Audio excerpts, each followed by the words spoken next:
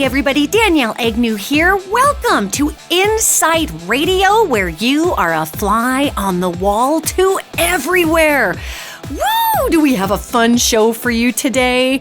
We are going to be talking all about weird pyramids. What are the pyramids? Why are they here? What are we looking at? Why are they in weird spaces all over the world? We're going to be talking about the Nazca Lines. What do those have to do with the pyramids? When were these things built? What's going on? And we're also going to have an opportunity to talk about some good old-fashioned ghosts, paranormal stuff, elemental hauntings. We're going to get a little bit into our disembodied friends and what does it mean if you have a haunting? Does that mean you're terrible? Does it mean you haven't saged enough? Did you take a shower? We don't know. So we're going to go through all of this, gang, and I'm so super excited to have you guys today. Yay and yay and yay. So let's get right into this. I have been loving getting into the pyramid discussion because there's so much online that just gets into crazy conspiratist arguments about, well, that pyramid isn't really there, and, well, that's not even real, well, that's the top of a mountain. And it's fascinating because where we do find real structures, you will find 100 sites claiming that those structures are a hoax, okay? And at the risk of sounding like, the late and great, God bless you, Art Bell here, the best way to dissuade people from looking something up is to talk about what an incredible hoax it is, right? I mean, that's just part of it. You call everything a hoax, and pretty soon everybody just dismisses it. So really, what are the pyramids? We need some music right here. Dun dun dun dun dun dun dun dun dun dun.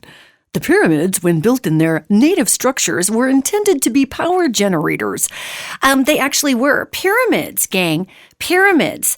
Not necessarily the step pyramids in South America, although some of them really did conduct huge amounts of power, but the traditional pyramid that we think of having 4 sides, it's important to note that actually those pyramids have 8 sides. They have 8 sides.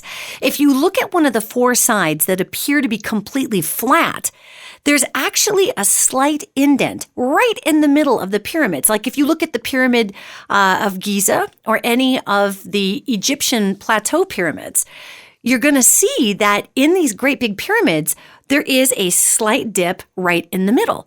So in the middle of each side. So you've got this barely indent on really each side of the pyramid, which creates 4, and then 4 again sides, which is 8 sides.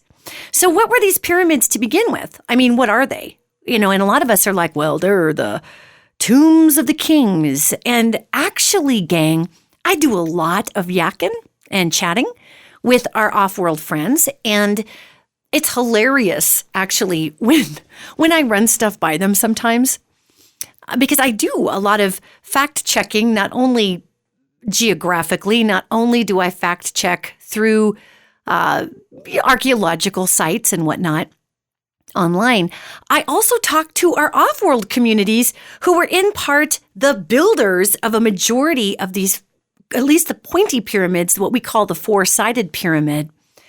And I talked to these guys about, so what exactly was this thing that you were building? Because I'm super fascinated by it, and so are all the people in America and the world, and we want to know, what is the pyramid for?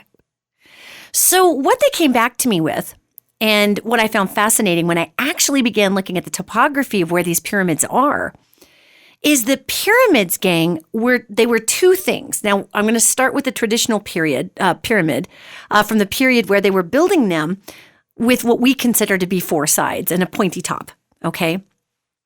Those pyramids were power generators, and they're still power generators. They had running water underneath of them. And some of these pyramids still have running water underneath of them. And the components which these pyramids were constructed from, these components conducted electromagnetic energy up from the ground and broadcast them out so that literally they were creating electrical generators. Now, that may sound a little weird, except let's talk about a fabulous scientist who went generally unsung because he was in a colossal war with Thomas Edison, who ended up stealing a lot of his technology and his designs when working with AC and DC electrical currents. But this same amazing scientist went on to develop a way to beam electricity through the air, or a better way to put it is to extract the always existing electrical content from the dark matter that's all around us. So you can talk about beaming electricity, or you can talk about simply extracting electricity. Either way, the pyramids were drawing up the natural electromagnetic current of the earth and broadcasting it out so that the civilizations of the day could utilize them. And they were catching this electric current that was going through the air through all sort of crystalline technology back in the day. Who was this unsung hero, you may ask, of science, who Thomas Edison actually offered $10 million to if the scientist could make one of his engines be more improved? The scientist, of course, improved the engine, and Thomas Edison never paid him the $10 million and said, well, apparently you don't understand. Geez, American humor, what's your problem? The particular scientist I'm speaking about is Nikola Tesla. And Nikola Tesla came up with some just ingenious technologies that were super ahead of his time. And Nikola Tesla was also one heck of an intuitive.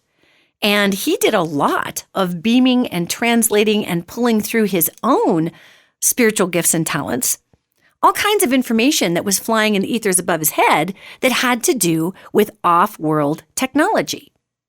So we go back to the pyramids, because we're ping-ponging between Nikola Tesla and the pyramids, because Nikola Tesla figured out how to do the same thing that these ancient pyramids were doing, and he did it without having to build monolithic structures over running subterranean springs that cross each other.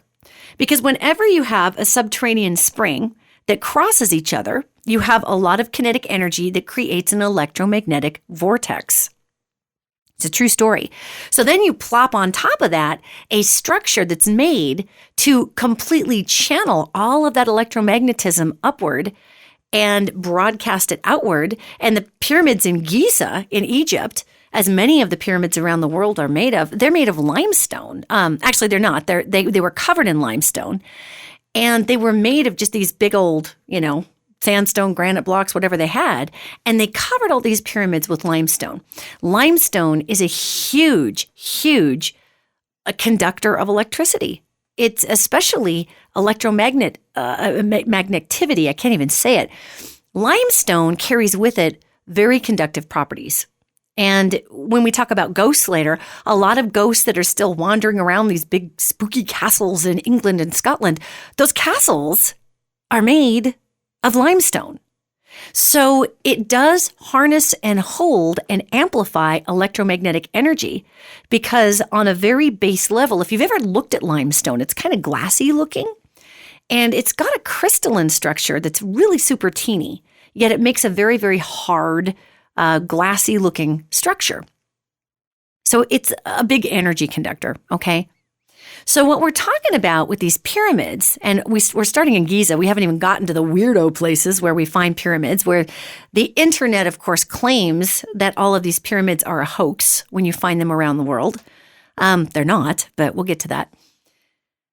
What they were doing in Egypt way back in the day when these pyramids were built is they were generating electricity or electromagnetic currents, actually. I'm not even going to call it electricity.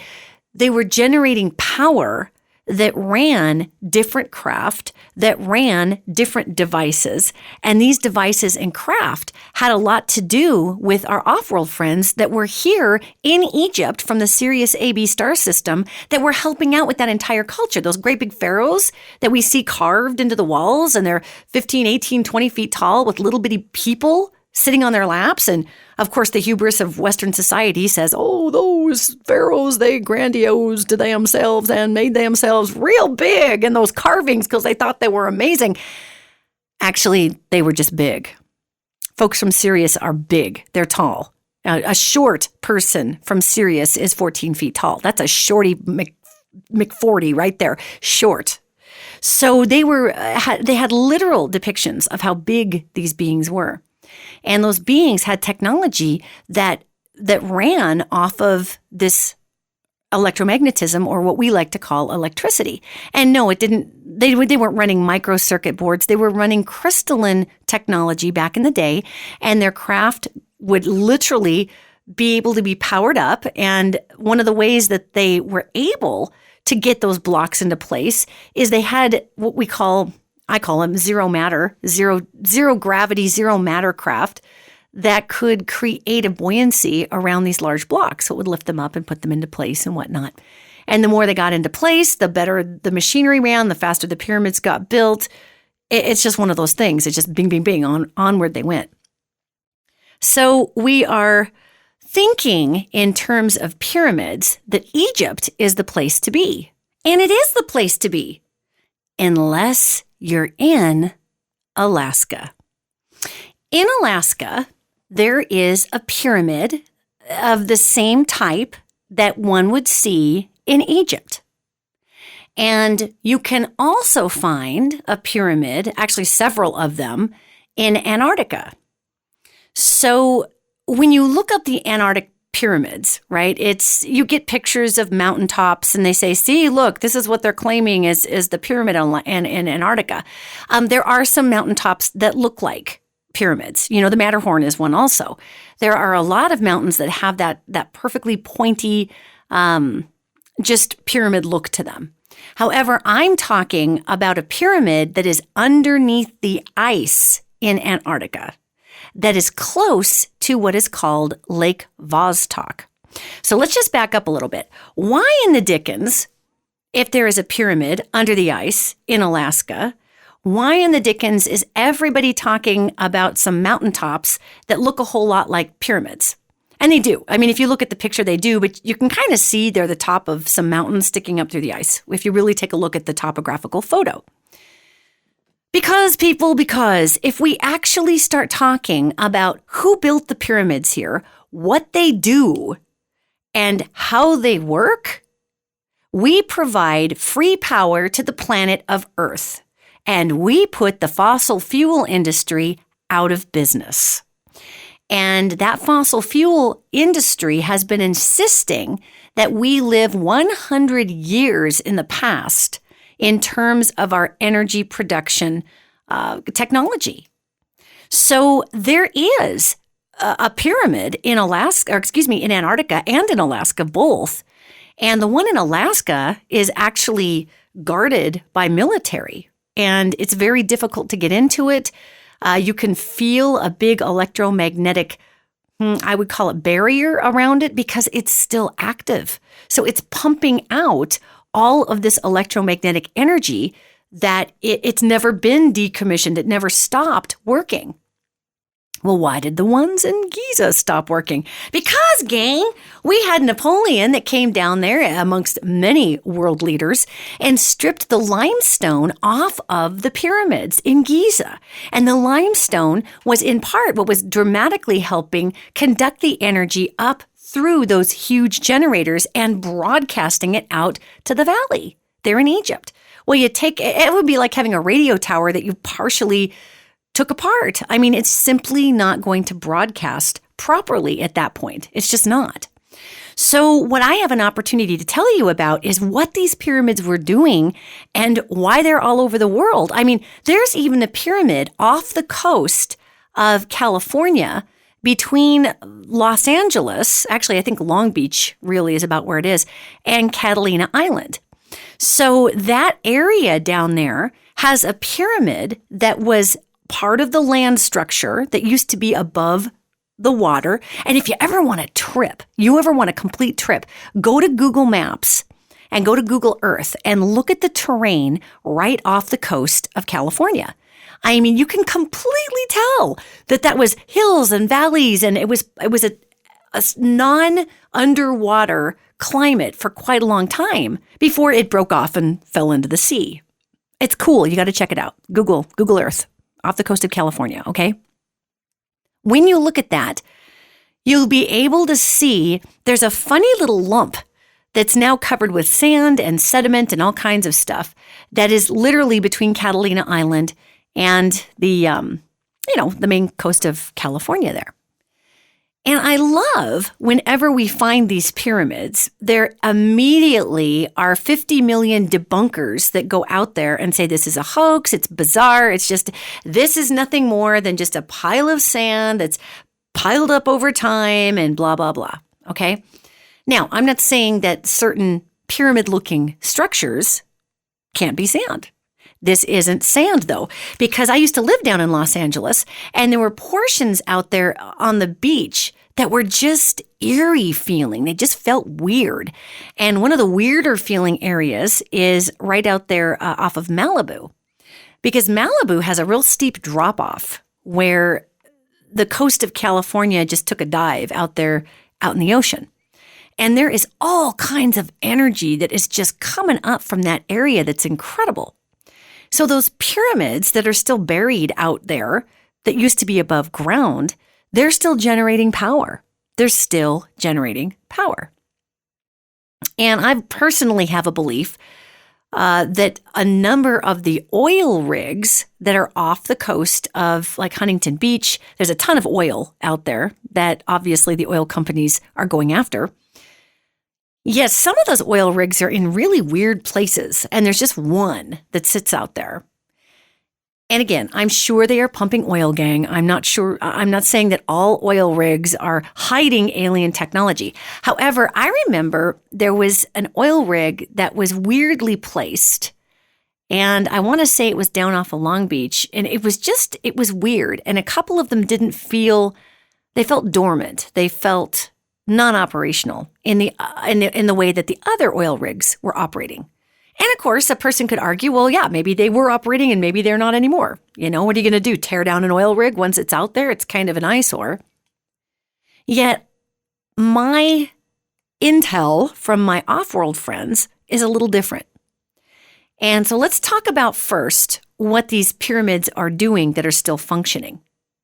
The off-worlders that came and brought this technology, again, were primarily coming from that Sirius AB star system. Those were the architects of a lot of those pyramids that generated the power. And part of what they were doing was not only creating power amplifiers, I guess is the best way to put it, for their technology that they had back in the day, yet many of those incredible structures are still generating. They're still generating. They're still pulsing. They're still providing power. Now, why would that be important? Well, these are temporal civilizations, meaning that they poke holes in space and time, these off-worlders do, and they fly their craft through these holes. And in order to stabilize these vortex points or these holes they are poking on a giant spinning electromagnet called the Earth that is always changing, whose magma density changes under different plates of the Earth, whose density changes, whose water and currents change. Well, what does that mean? It means the Earth itself is constantly moving a lot of these great big vortex points. It's moving it around. So if I am a temporal traveler and I'm flying my UFO through space-time, through a wormhole, there I am, lost in space, here I go, whee! And we're running across the universe, and the last I knew, if I started in the wormhole from point A in Alpha Centauri, and I'm supposed to be coming out of the wormhole in point B off the coast of California, yet the Earth has wobbled and moved and done its thing and moved my vortex underneath the ocean. Well, it's not going to make any difference to my particular craft because my craft has an artificial atmosphere around it or an artificial hull or energy field that creates buoyancy wherever I am. So I can go under the ocean, I can go above the air, it doesn't matter. I'm going to be fine. Yet that's not really where I wanted to go. So what I do is I build great big stabilizers all over the planet. And that helps in our ever-shifting geomagnetic environment. It helps keep those point Bs in all of these galactic wormholes that many of these temporal travelers use. It helps keep them relatively stabilized. Now, one little pyramid on the surface of the Earth isn't really going to stabilize a vortex all that much. But if you have dozens of them all working together, then you are absolutely stabilizing the ley line system of the planet. It's super cool. So not only were these structures constructed to go ahead and beam power into the area to power technologies that we don't really have anymore, yet they didn't need the massive draw off of power that we need now. And really, again, going back to Nikola Tesla, we have power all around us in the atmosphere. The kinetic energy of the air and the ocean and the earth creates a tremendous amount of energy in the dark matter or the space between space. Nikola Tesla figured out how to extract all that power for free. For free! Free power! So what does free power mean? Well, gosh, free power means I don't pay a power bill anymore. Free power also means that I need to retrofit my entire house, not on power lines, not through these AC/DC lines in the wall or these 110 sockets. I need to retrofit my entire house on a system that I'm not sure how to calibrate. So I need something that can receive this power and convert this power and pump it to all my devices that I need. But it's free and it's everywhere. And this power is generated in the air by the kinetic energy of the earth itself. This is true stuff, guys, okay? So listen, gang, what we're looking at here are pyramids all over the world. We've got one in Alaska. We've got one down in Antarctica. We've got pyramids, of course, all through Central and South America.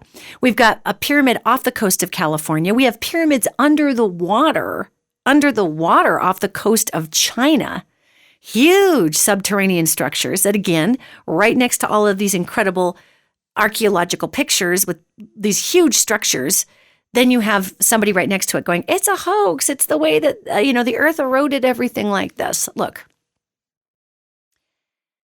Yes, the earth can make anything look like anything. Are there conspiratists out there that want to make something into nothing? Absolutely.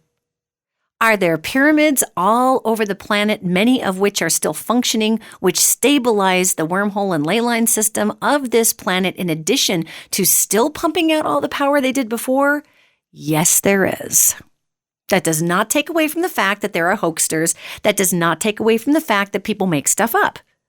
Yet sometimes, gang, a freaking duck is just a duck. Okay, so this is what these pyramids are. This is what I have gotten into huge discussions with our off-world friends about what they do. When you look at the pyramid in Giza, for the longest time, our archaeological experts, especially in the heyday of Egyptian archaeological discovery, which was the late 1800s, we had glorious English teams down there.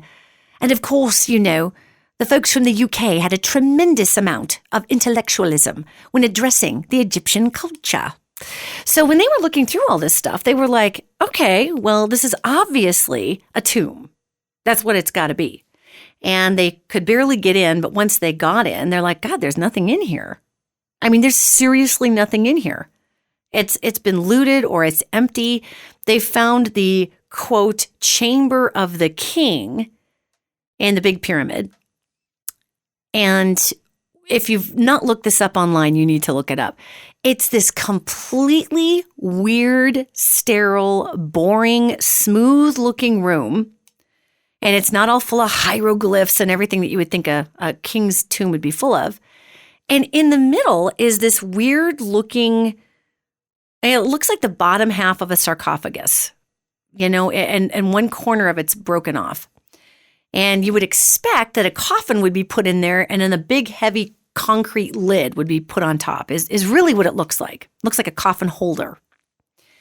And of course, it's been destroyed and blah, blah. And a lot of the archaeological folk just assume that the tomb was looted.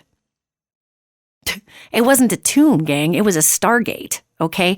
There are incredible shafts in that Giza pyramid that are perfectly aligned, that go from these deep chambers all the way up through the pyramids, and they point to certain stars.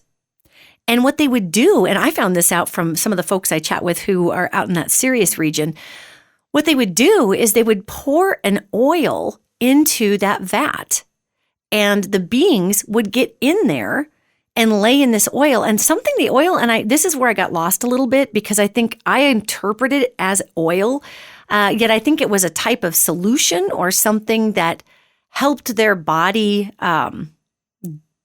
basically, I'm not sure if it helped them stay together or come apart or what it did, but it was really greasy. It was greasy looking. And when you look at this vat, you see this kind of weird looking dark stuff in this sarcophagus base, for lack of a better way to put it. So these beings would sit in there, and when these pyramids would power up, they would literally fold space-time, and they would be able to be in two places at once. And I think this liquid or this oil or whatever it was that they were pouring on them would help preserve their body during this dimensional shift. And those vents that went all the way out to the star systems, I mean, I don't know if they were beaming out of there. I don't know if there was a pyramid. The way they described it, there was a pyramid of equal density on the other side. And so you would be in one pyramid and it would power up a certain way, and then you would just be in another pyramid.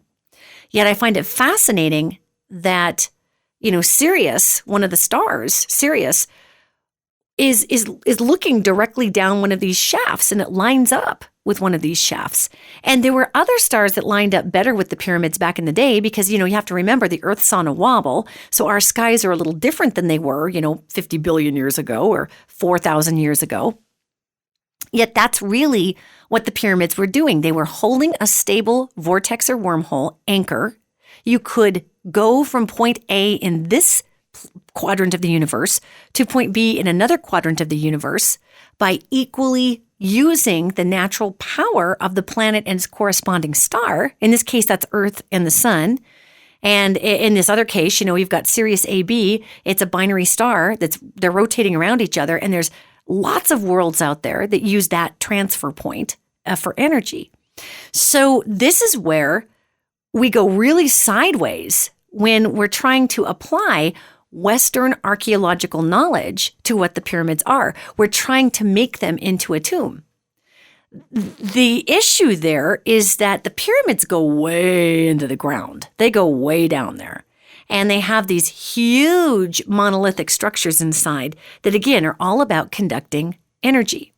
So I went through all of that description, even though we're talking about pyramids in weird places in the world. I went through that description about the pyramids in Giza because I want to explain to you what's in these other pointy 8-sided pyramids all over the place, okay? So are we all together on this? All right, rock on. Here we go. We've got these pyramids all over. There are pyramids in Russia. As I was mentioning before, there are those pyramids that are off the coast of China under the water. There are pyramids in China. There are pyramids that are down under the ocean off of the coast of New Zealand. There are pyramids all over the place that are stabilizing the ley line system of Earth. And more than the ley line system, they're stabilizing major wormhole points or entry points for these off-world craft, in addition to generating power. So, of course, if I'm the fossil fuel industry, it's to my advantage to get out there and say, okay, all this pyramid stuff is garbage. It's all BS. It's all hoaxer stuff. They're just monuments to ancient people who no longer live here. Yeah, because I'm an ancient person and I have a donkey, and for fun, I'm going to build a monolithic structure that's probably going to kill me doing that because I'm an ancient person and that's what we do for a good time on a Saturday night. Give me a break. I mean, who even thinks like that, right? So It's fascinating to me that we have such a struggle in our current culture between the enlightenment process of free everything and wanting to monetize everything, and the folks who are so paralytic around the idea of losing their money. It's insane. When I would watch Star Trek as a kid, and I was a huge Trekkie. I still am a huge Trekkie. Huge. And when they first had The Next Generation, when it came out with Jean-Luc Picard, I was freaked out because I wanted the renegade Captain Kirk, right? But here's Picard. Yet one of the things that I deeply appreciated about Gene Roddenberry's vision was, first of all, Gene Roddenberry was a huge psychic, a huge channel. That guy was clairsentient and clairaudient. He could see into realms. That guy was phenomenal. One of the things I appreciated about his 24th century beings is that they didn't have any money. And they thought it was hysterical that people used to actually buy and sell and trade. And, they would run into a race called the Ferengi. For those that never watched, the Ferengi were great. They were these money-grubbing little used car salesmen of the galaxies. And they had these funny little teeth and kind of a funky-looking species. And they were all about acquisition. And really, the Ferengi were an analogy for our 20th century consciousness. And it was all about buying and selling and this money they had. And really, that was of no interest to the people of Earth in the 23rd century because they didn't use money. They thought it was primitive. Yet here we are in the 21st century still freaking out about the fact that there is a pyramid grid system all over this planet that draws the natural kinetic energy out of the dark matter and out of our that's present through the whole universe, in addition to just the kinetic energy of the planet, and broadcasts it for use. Do you ever really, really sit back and look at power lines and think, you've got to be kidding me with this? I do. I do all the time, gang. I look at power lines and I think, you're kidding that we're still using the same technology that was invented by Thomas Edison. Actually, it was invented by Nikola Tesla, but they gave all the credit to Thomas Edison. Actually, Thomas Edison also invented the radio, but they gave the credit to Marconi, who also stole it from Thomas Edison. From Nikola Tesla. And Edison probably tried to steal it too, but Marconi got to it first. So poor Tesla's over here going, what is with you people? I'm just trying to bring free power, free everything to the world. And even back in the 1800s, they didn't want that happening. Because who controls the power, right? So I'm looking at these power lines outside of my house, and we have a typical home here in Montana, and we got our yard in the backyard. And of course, in the alleys in Montana, you have a lot of power lines and power transistors back there. And there was a squirrel. Oh God, we had this evil squirrel. Oh, this is a sidebar, but I got to tell you, there was this possessed squirrel that lived in somewhere in my neighborhood. This thing was just wrong. Like, it was wrong in the head. I don't know if it fell out of a tree or a car backed over it or what happened, but it was just a wrong squirrel, okay? And this squirrel would crawl up onto the power transistor and it would just start going nuts. And I always knew when the crazy squirrel was out there because it would just sit out there and it was just screeching at the whole neighborhood. And one day, the neighborhood went silent, but only after the transistor blew. So the transistor is literally we've got a big fence in the backyard and it's right outside the fence in the corner of our yard on the outside in the alley. And I hear this. And this massive pop happens and all the power goes out. Well, I called the power company and they come and fix the transistor and it's fine, whatever. About a week later, I'm in my garden and I'm in the corner of the garden where we had these hay bales because my wife decided that it would be a super cool idea to plant potatoes in hay bales because it's easier to get the potatoes out that way. That experiment didn't really work well. We had rotty hay that we ended up tilling into the garden 2 years later. But anyway, I digress. I digress from my digression that I'm already digressing on. So I went out there to look for something, and there is this fried crazy squirrel just laying in this hay. And I thought, oh my God, the wrong squirrel finally met its doom. It bit the wrong wire. It fought with the wrong thing, And really, when I thought about it, when I looked at that poor little fried squirrel, I thought to myself, oh man, that little squirrel was probably very electromagnetically sensitive. And those power transistors leak a ton of electromagnetic energy. And thank God it's away in the corner of our yard, because I couldn't handle that.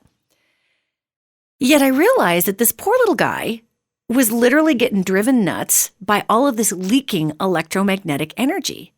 And he probably felt it in his brain as an agitation, because when our brains are exposed to high electromagnetic fields, we go buggy. We go nuts. I talk about this a lot, but in the Geneva Convention's rules for war, I will say it 1,000 times. One of the more stupid human inventions, rules for war. War is one of the more stupid human inventions. They disallow the use. Can you believe that? They disallow the use of certain things during wartime. I think that's so weird, but whatever. They disallow the use of anything that will alter brainwaves.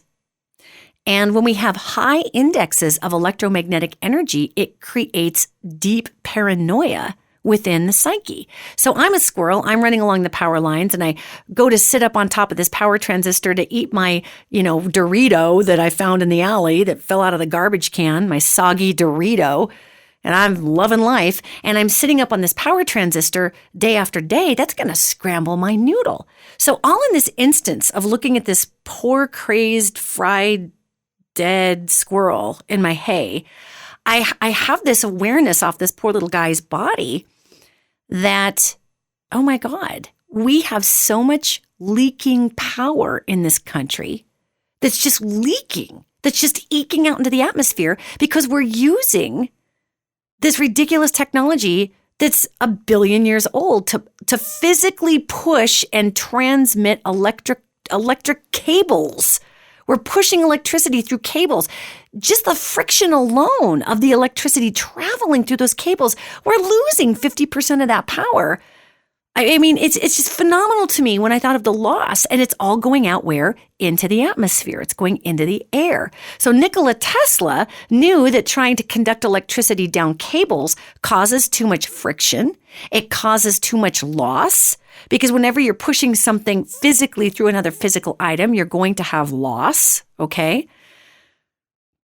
When you think about it, actually, they estimate that over 45% of the power that is generated from Hoover Dam is absolutely lost in the transport from Hoover Dam to Los Angeles.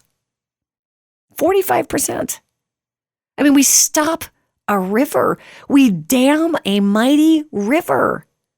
We've put tons and tons, hundreds, thousands of tons of concrete up. We put power turbines in to create this electromagnetic charge to throw down wires, and we have to create bazillowatts of that power to pump it through these antiquated cables hundreds of miles away, knowing we're going to lose 40 to 45 to even in some places 50% of the power through those lines is going to leak out into the atmosphere. Think about this. So to me, it sounds far more plausible that pyramids generating electricity, beaming that energy through the air, developing technologies that can catch that energy, that to me sounds a lot less cray-cray than taking hundreds of millions of tons of concrete, building a giant 1,000,000-foot-tall wall, damming a river, and creating electricity as I choke the water through humongous turbines that I'm going to send through wires and lose 50% of. Frankly, I think that sounds like a hoax. That sounds ridiculous. Oh, my Lord. So when you look online and you see this, oh, those are hoaxes in Antarctica and hoaxes up in Alaska. No, they're not. Those pyramids exist. That's what they do. They triple timed as power generators, wormhole stabilizers, and stargates. That's what they are. Now, not all pyramids are stargates. They have to be pretty big and in the exact right space to do that, okay? The one in Giza obviously is. Yet the one up in Alaska, I'm pretty sure is as well. And the one that's under the ice And there's a lot of ice in Antarctica, gang. We're talking 3,000 feet of ice. That's like more than even that. I mean, there's space where there is so much ice down there. I mean, it's incredible. And actually, I should speak in kilometers. You have hundreds and hundreds and hundreds and hundreds of kilometers of ice. Now, I don't really know, quite honestly, how many kilometers is in a mile because regrettably, I am somewhat of an ignorant American and I need to Google that stuff. However, I can tell you it's a lot of ice. So underneath that ice, you really want to Google Lake Vostok, Vostok. And it's at the Vostok Station in Antarctica. And that's down around owned by the Russians. And Lake Vostok is humongous. It's huge underneath the ice because really Antarctica wasn't always frozen and it used to be in a different part of the globe and eventually migrated down to the South Pole and then got covered in ice. So it has a pyramid on it before it completely iced over. It was already in that southern quadrant of the globe when the pyramid was built, according to my pals from Sirius. It was part of the anchor systems. And there's actually a pyramid at the bottom of what we would call the South Pole at the bottom of the ocean. Because again, keep in mind, gang, these off-worlders that build this stuff, it's not like they have to go down in a scuba suit. Okay, Paul the alien, let's drop a big block down here, but be careful of my air tank. I mean, they're using temporal equipment to place these blocks, so they got it under control. So this is what the pyramids are doing. This is what they're for. And just a little nugget of cool for you. Underneath the ice in Lake Vostok is a fascinating structure to one side of it.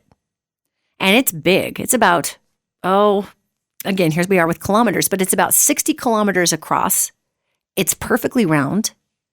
It comes off in the spectrographs that they actually are able in these satellites to read the types of energies that come off of alloys or rock faces or water molecules. And our scientific community can tell you what's under ice because of the resonant radiation and other things that principal material will give off. There is a 60-kilometer wide metal round disc on one shore of Lake Vostok. Seriously, think of a weird round George Jetson restaurant sitting out over the top of a lake. That's what's down there. And not too far off of that is this great big pyramid. So there is a very large structure under the ice. And there is a pyramid down there that's probably driving power to that structure. And that structure has had to have been there for an extremely long time. I mean, the ice is very, very old. So just to understand the gravity of this, our planet is covered in free energy converters. Covered. And when Nikola Tesla died, all of his really fantastic discoveries were seized. They were seized by power companies. They were seized by the government. Because, gang, it's very important to the almighty dollar that we stay 100 years behind in power technologies, okay? So when we look at the power centers of the Earth, one of the big areas that we've got to look at is the Nazca Lines, which are, of course, down in South America. And when you look at the Nazca Lines, you have an incredible opportunity to not only see great, for those of you that don't know what the Nazca Lines are, you can Google them. They are large, humongous images that are made by scratching the top layer of soil off to expose a lighter layer of soil. And a lot of times a light gravel has been poured into the areas that have been scraped off. And from the sky, you can clearly see, a spider or a monkey or any number of shapes from the sky. Yeah, you have got to be up in an airplane to see them. I mean, you have to be way up high to see those images. And they're very difficult to see at an angle. You have to be right on top of them. So we've got these Nazca Lines. And these mystery plateaus in Nazca where an entire top of a mountain was just mowed completely flat. And on that mountain are all these, it looks like a runway, quite honestly. And there are all these lines that are drawn through the runway that point in different directions. Well, I was asking some of my off-world pals what that was all about. The folks from Sirius AB said, hey, that's not us, man. We don't level off mountains. Those are your folks from Otur. That's Oturan. You got to talk to the folks from Otur. So I got some of the folks from Otur on the horn, and we like to call these people Arcturians, but really it's Oturan. So their world is pretty awesome. And they were the ones that were using the technology of flattening out great big runways, really tops of mountains, plateaus. And yes, there are natural occurring plateaus, obviously, but these have been leveled. It's pretty easy to see the difference. And on them, when I was talking to the folks from Oturan, I'm like, what are these? I mean, literally, there are these lines that just go for miles and miles and miles, and they point in all these different directions. And they literally said, well, those were reference points because they, from that central point of entry into our atmosphere, they pointed to dozens of other jump points around the Earth. So think about the Old West. And you had a sign, and somebody would, tack up a little piece of wood that said, Tucson, Arizona, with the little arrow, 25 miles. And then there'd be another arrow that would point somewhere else and say, New York City, 1,500 miles. To a less primitive degree, these lines were in perfect alignment. If you stayed on that course perfectly, you would hit the next available vortex point. And the folks from Otur that were coming through made a big impact on the cultures in that Nazca area. And that's where we find those Nazca mummies with those funny elongated heads. And of course, you have your people saying it's all a hoax and they bundled their heads and that's why they look like that. Yes, we did have indigenous human populations then wrapping and bundling their heads to emulate what they thought were the gods that came down. I mean, you look at the folks from Otur, they have an elongated, where our head in the back is just round, the part that hits your pillow, it's just round. Now imagine squishing that in a little so it's not so bulby back there. We look a lot more like the folks from Sirius, quite honestly. Yet if we took that and smushed it in a little, and then we took the whole back part of our head and we elongated it and made it kind of pointy up the back, then we've got a lot more of that Otur influence. And we have a lot of Egyptian folks that had that going on also. So, the Cleopatras and all these fascinating caricatures of the elongated head back there. Well, that was the head of the gods. Not to say Cleopatra was an alien, yet a lot of the pharaohs who were human, believed they were God because the pharaohs before them that were off-worlders had incredible powers. So if there was any genetic lineage from those folks whatsoever, it got watered down in the human genome, yet they thought they were a god. Because their great-great-great-great-granddaddy was, or their great-granddaddy was, or whatever.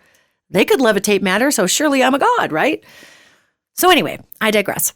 Again, you guys are so patient to hang in there with me. I am literally like trying to ride a bull for an hour.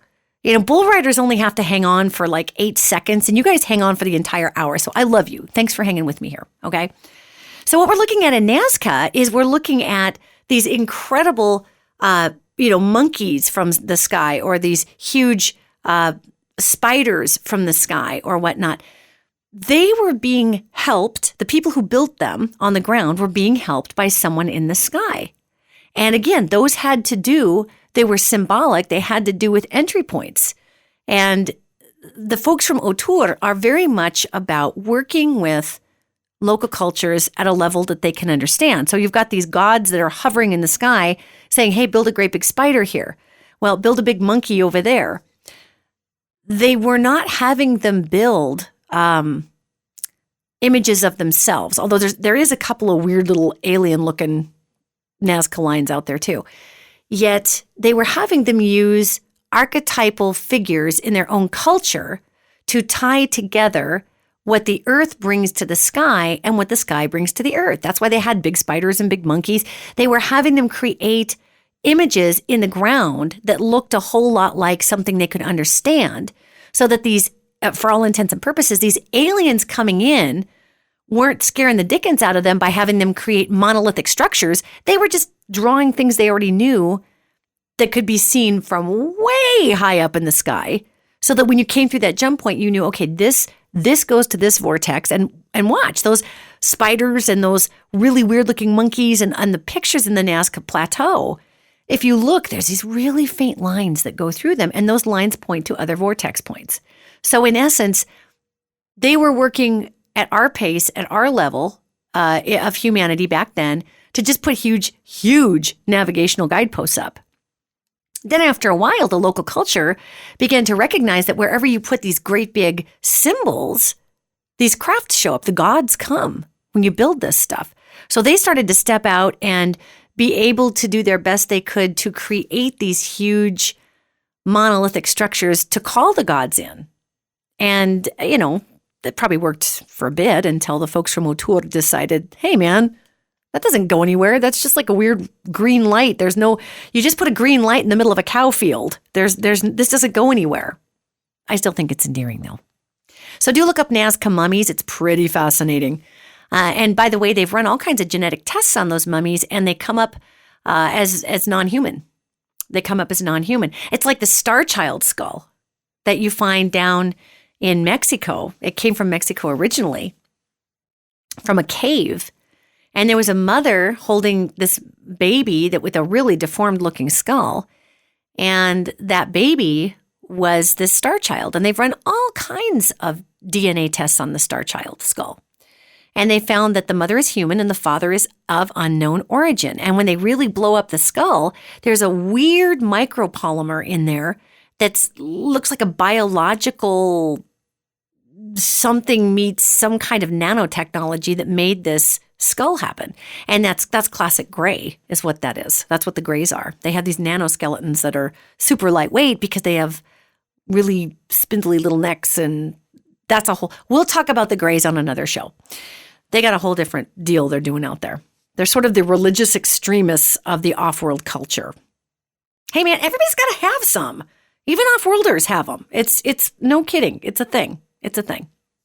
So at the last few minutes of our show today, I really want to make sure to throw in what the heck ghosts are. So why did I tack ghosts on the end of this entire podcast, which is about what are the Nazca Lines and really what are the pyramids and where are they located and what were they doing? Well, because, gang, we're talking about the Earth as a giant spinning electromagnet, right? We are talking about incredible power generating mechanisms all over this planet that are beaming power into the air. A lot of that is measurable electromagnetic activity. All right. Why is this important to ghosts? Because when we're talking about disembodied human souls or ghosts, we're talking about electromagnetic energy. Ghosts thrive in areas with higher electromagnetic margins. Well, why is that? For the same reason that humans thrive at an all-you-can-eat buffet. We need to eat, right? And when you take an energetic soul out of the flesh suit or out of the body, and our chakral system are literally the energy rivets that hold the soul into the body, for lack of a better way to put it, that keeps us into our body. When we die, the chakral system is no longer registerable on the body. It doesn't register because we take the chakra system with us in the spirit. That's a spiritual issue. So why talk about ghosts at the end of this podcast? Because electromagnetic margins are ghost havens. They're ghost havens. Whenever you have big haunted castles, generally, almost always, they're either made of a very high index granite that is packed with quartz, or they are limestone because these are two huge energy conductors. Huge. And when we talk about hauntings, really, it's important to look at the geomagnetic array underneath of the haunted location. So we're talking about pyramids. A lot of those pyramids had crossing underground water sources that were running. Those underground aquifers crossed each other underneath and created a ton of natural energy. So if you're experiencing an area where, say, you live in a haunted area, check to see, go down to your city hall, check to see what the bedrock is made out of. Is the bedrock made out of a very high index granite that contains a ton of crystal? Is it made out of quartz? Is it made out of limestone? These are going to be ghost magnets, gang, ghost magnets. And so when we talk about the Giza Plateau and we talk about how many off-worlders are coming and going from Alaska. Nome, Alaska is the UFO capital of the United States. We want to say it's actually down by, Area 51 and down in Roswell. But the UFO abduction capital of the United States of America is Nome, because it is such an easy jump point for so many of these off-world races, and some of them aren't so cool. And for quite a long time, they were just snapping people out of Nome. Well, that's also up by that pyramid area, okay? So if you're looking at the pyramids in correlation to electromagnetic vortexes, and you look at ghosts, which are disembodied people, which are electromagnetic beings at that point, we're an electromagnetic being to a degree. We also have all kinds of other energies within our soul and our spirit that we actually cannot measure here on Earth, because they stole all of Nikola Tesla's research. We probably could completely find ghosts if we just had the ability to use some of Nikola Tesla's research. So please, American government, give it back. Please, GM, give it back. All right? It is unlikely they're going to do it because he demystifies power creation. So why am I talking about hauntings and paranormal stuff?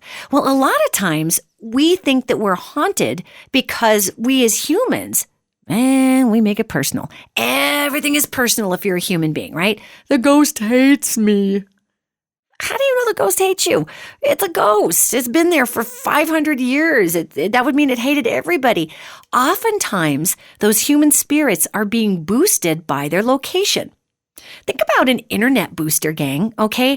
You have an internet booster that will take your router and it'll jack up the signal. So if you're trying to watch Netflix in the living room and your router is in the very back of the house and you live in a lath and plaster house that's built a million years ago like I do, then it's harder for that electromagnetic signal to get through those lath and plaster walls because of all that. You've got a lot of metal in those lath and plaster walls. So if you have an internet booster somewhere in the home, it boosts the signal around difficult corners. Okay? So when you're talking about limestone, quartz, you're talking about a lot of iron-heavy bedrock. We're talking about ghost boosters. And it's important, if you feel like you live in a haunted area, it's important to really research the bedrock in your area. It makes a difference to whether spirit life can be boosted there, or it makes it easier for them to exist there, or you may be on top of two or three or five crossing aquifers down underneath of your water table. One of the most haunted places I've ever visited was flippin' Florida. Oh my God. Florida, which I like to call the above water bottom of the ocean. I mean, Florida was below the water forever. And Florida is full of so many vortex points and so many open ley lines. It's insane. And a lot of the spirit life you have there, or spirit activity, I should say, is elemental. And we think they're ghosts because, cabinets are slamming and plates are flying and we're calling it a poltergeist. And by the way, may I just debunk the whole poltergeist thing? Poltergeist activity is not a side effect of a menopausal woman or a girl having her period. Good God. Why do we chicks get blamed for everything? Oh my God, it's a plate. It's a menopausal woman or a woman, a 14-year-old girl having her period. I tell you what, I've been having my period for a long darn time and I've never thrown one plate with it. That's insane. So when we're dealing with spirit life that can actually throw a plate, we're dealing with beings that can link into the energy of the surrounding environment effectively to channel that energy. I'm not saying a ghost can't throw a plate. It's highly unusual for a human spirit to have enough juice, enough mojo to actually pick up a plate and throw it. In order to do that, you need to be a being that has a lot of command over the electromagnetic fields of the earth, because they're literally they're not picking the plate and throwing it, okay? They're wrapping the plate in an electromagnetic slingshot and then pushing the electromagnetism, and it throws the plate. So that's oftentimes our elemental community. A lot of the chaos that we see in horror movies with, plates flying and the chairs stacking up on each other, and a lot of that fear chaos are the elemental beings that are very unhappy that we took a place like Florida that used to be under the water, and we've now made it a destination and built a Disney World on it, which I'm sorry, I love Disney. I do. I love it. I'm sorry, elementals. But we did that to Florida, and there's so much paranormal disturbance in Florida because of that. Some people really love it. Some people don't notice it at all. However, when we're talking about ghosts and hauntings, it's important to evaluate your topography. It's important to evaluate water tables. It's important to evaluate what in the dickens is the structure made of that you live in. I mean, if you live in a big ferromagnetic canyon, you're going to have a ton of spirit life in there because ferromagnetic items such as hematite create a fold in the magnetic field, and you have enough folds in the magnetic fields and you get a vortex. So spirit life can cross through that. I promise you, gang, if I somehow can figure out how to throw a chair with my period, I will so tell you how to do that. I will YouTube that. That will be fabulous. I'm doubting I'm going to be able to do that because the human body doesn't have enough oomph in the 3 ounces of measurable energy that's within us. So just note, human spirits can convey a lot of emotion. Human spirits can convey a lot of, you might get the chills or the goosebumps or feel like somebody's watching you or get the pricklies or feel a little weirded out. That's a human spirit. If you walk in someplace and the room feels like somebody sprayed it down with lead in the air and it's super heavy and oppressive and you feel like you're just, like the air is sucked out of your lungs, that's demonic life, especially if a chair flies at you, definitely demonic life. That's dark, chaotic beings come from a different dimension and are able to manipulate energies differently. They're kind of the junky cousins of the angels, and the angelic life can do all sorts of energy manipulation. They often don't. But sometimes you get some folks from the dark side that have a little bit of fun in this third dimension, and they are just wrapping that object up in an electromagnetic sling, and just like the old days, like think of a David and Goliath slingshot.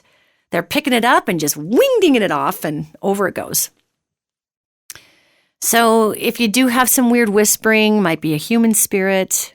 Plates throwing is not a poltergeist. It's generally an elemental, and in very rare cases, you can have dark beings. So the reason I'm talking about this is because whenever you have high EMF margins, you're going to have some kind of spirit life that's attracted to that because it boosts them up.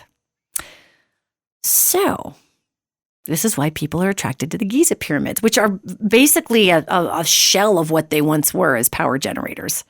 Yet it's one of the reasons why the military actively guards the pyramid up in Alaska. So yes, are there internet hoaxes? Yes. Are there just bull-crappy, stupid Google Earth pictures that people, oh, look, it's a Martian in the sand. Oh, look. Yes.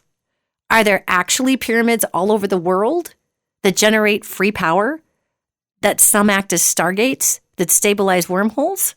Yes. All this can exist, and more, and more. Ah, Lord Almighty, where does the time go when we're hanging out? Where does it go? We just burned through that hour like crazy. Join me next week when we are going to delve into past lives. How important are they? Does everybody have them? I mean, do you have to be a human? Could you have come from someplace else?